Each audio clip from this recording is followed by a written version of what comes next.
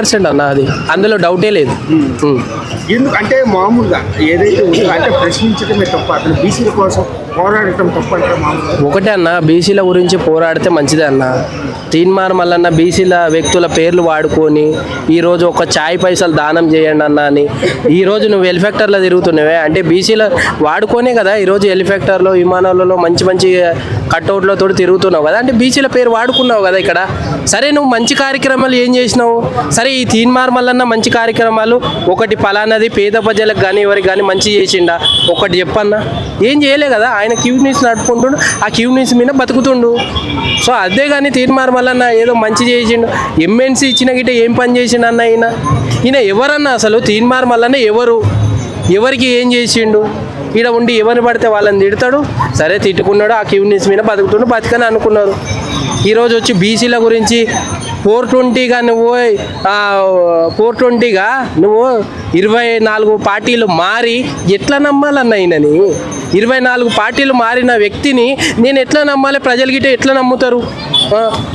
నువ్వు ఎవరినెవరినో తిరిగి Q news మీద బతికేటోడు తీన్మార్ మల్లన్న. ఛాయ్ పైసలు అడుకున్నాడు, దానం చేసినాం మేము. ఈరోజు హెలికాప్టర్లో తిరుగుతుండు. మా గురించి బీసీల గురించి పోరాటం చేసే వ్యక్తి ఈరోజు హెలికాప్టర్లో తిరుగుతుండు. ఎవరికి మంచి చేసిండన్న? బీసీలకు ఏమైనా చేసిందా? నువ్వు బీసీల గురించి పోరాడుతున్నావు, మంచిది కాదంటలేను నేను. నీ బీసీలకు మంచి చేసింటే కదా. ఆయన కూడా అది కూడా అన్నారు, ఏదైతే ఉందో చట్టసభలకు ఎప్పుడు కూడా ఓసీలే వెళ్తుండగా బీసీలను కావాలని ఓసీలు తక్కువ శాతం ఉన్న ఓసీలు బీసీలను అనగతొక్కుతున్నారు అంటుంది కదా. నువ్వు ఏం చేసినావు? మళ్ళీ పోయి అడిగినా ఆయన ఏం చేసినా? ఈయన పోరాటం ఏదో ప్రశ్నించాడు కాబట్టి ఆ పదవి నుంచి తొలగించింది అనుకోవచ్చు. 100% అన్న. ఈయన అదే ఏదైతే ప్రశ్నించిండో అవి ఏవైతే డాక్యుమెంట్స్ గిట్ట ఇది బోగస్ అని కాల్చి వేసిండు, మనకు విరుద్ధంగా ఈయన మాట్లాడుతుండు, మన ప్రభుత్వంలో ఉండి మననే నీచంగా మాట్లాడుతుండే. అందు గురించే సస్పెండ్ చేసి పడేసిండ్రు. మంచి పని అయింది. ఈయన బీసీల పేరు ఎత్తుకొని ఆయన మా పేరు వాడుకొని బీసీల పేరు వాడుకొని ఆయన బాగుపడుతుంది తప్పితే బీసీలను రానియట్లేడే. ఒక బీసీనన్నా మరి రానియట్లేడే, బీసీలు మాట్లాడని అనట్లేడే. మొన్న సభ పెట్టిన గిట్ట బీసీలతో మాట్లాడిచ్చిండ, ఆయననే మాట్లాడింది కదా. మరి బీసీలను ఎందుకు ముందుకు రానిస్తలేవు? ఎందుకు మాట్లాడనియట్లేవు?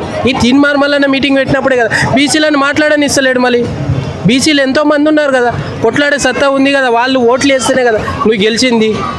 ఈ తీన్మార్ మల్లన్న గెలిచినాక ఇట ఎవరికి ఏం చేసిండన్న? పేద ప్రజలకు ఏమైనా చేసిండా? సరే బీసీల గురించి పోరాడితే కాదంటే పోరాడాలి, కానీ ఏం చేసిండని ఎవరు ఈయన అసలు? ఆ క్యూ న్యూస్ పెట్టుకొని బతుకుతుండో సరే బతకని అంతవరకే. కానీ ఈయన ఏదో చేస్తా, ముఖ్యమంత్రిని చేస్తా, అవసరమైతే ప్రధానమంత్రిని గిట అవుతా. నీకు ఎంఎన్సీ చక్కగా లేదు, మళ్ళీ ప్రధానమంత్రి ఏడవుతావు నాయన నువ్వు? నాకు అర్థం కాదు. ఏమో ఊహించుకొని కళలో ఊహించుకున్నట్టు ఉంది ఈయన. అంటే ఈ బీసీలు అంతా కలిసి ఓటైతే తీన్మార్ మల్లన్న ఇక్కడ ముఖ్యమంత్రి అయ్యే అవకాశం లేదా తెలంగాణ? ఎందుకు అవుతాడు అన్న? నువ్వు ఎందుకు వేస్తాడు? బీసీలు ఏమన్నా తిక్కోళ్ళ పిచ్చోళ్ళ అనుకుంటారా ఎట్లా? ఆయన బీసీలు ఎందుకు వేస్తారు ఆయనకి? ఆయనకు ఓటు వేస్తే గిట ఈ రాష్ట్రాన్ని ఇట్లా అమ్మేసి పోతాడు. తెలంగాణ రాష్ట్రాన్ని ఇట్లా తీన్మార్ మల్లన్న ఇట్లా అమ్మేసి ఇతర అమెరికానో ఎక్కడన్నా దింకపోతాడు. ఆయనకి ఏం తెలుసు అని అసలు? ఏదో ఆ క్యూ న్యూస్ ఓపెన్ చేసి ఏదేదో సొల్లు వాగుతా తప్ప వానికి ఫోన్ చేసి వీని ఫోన్ చేసి ఎవరినెవరినో బెదిరిస్తారు తప్పితే ప్రజలంతా పిచ్చోళ్ళు ఏం కాదు. నీకెందుకు ఓటు వేస్తారు?